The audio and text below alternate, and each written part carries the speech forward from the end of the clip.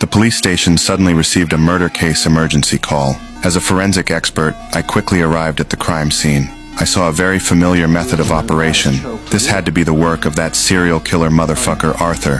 When the victim's neighbor said the victim's name was Kyle Butler, I suddenly felt a bit scared because I had used this fake name when investigating him a few days ago. Arthur Mitchell. Kyle Butler.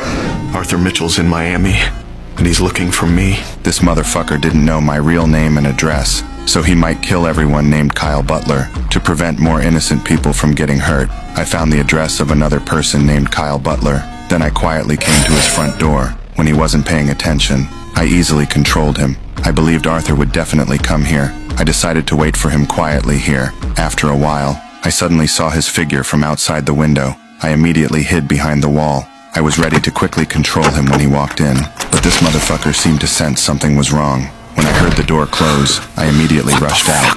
I didn't expect he had already quietly left. The next day, he deliberately called me from an amusement park. Based on the sound, I determined he must be at a nearby amusement park, so I immediately came here. But after I searched everywhere, I still couldn't find him. What I didn't expect was, I fucking fell into that motherfucker's trap. He had been secretly watching me all along. He wanted to know my real identity. Then he immediately drove and followed behind me. He saw me walk into the police station. I originally thought he would leave immediately, but I didn't expect this motherfucker to have such big balls. He actually disguised himself as a visitor and walked straight into the police station.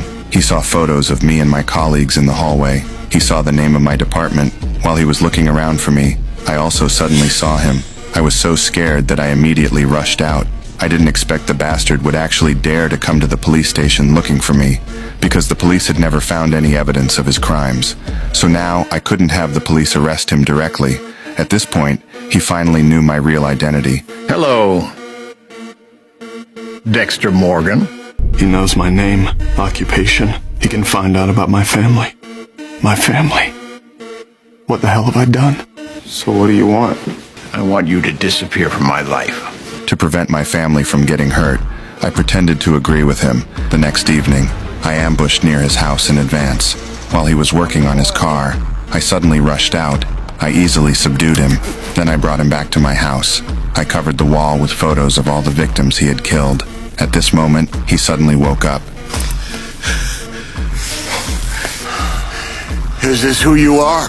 Ta-da! Look at you. I never took pride in what I did. He said I was the same type of person as him. This was complete fucking bullshit. I only go after those who are truly evil. But he had already completely lost all principles. Finally, I punished him in the name of justice. I finally won this battle.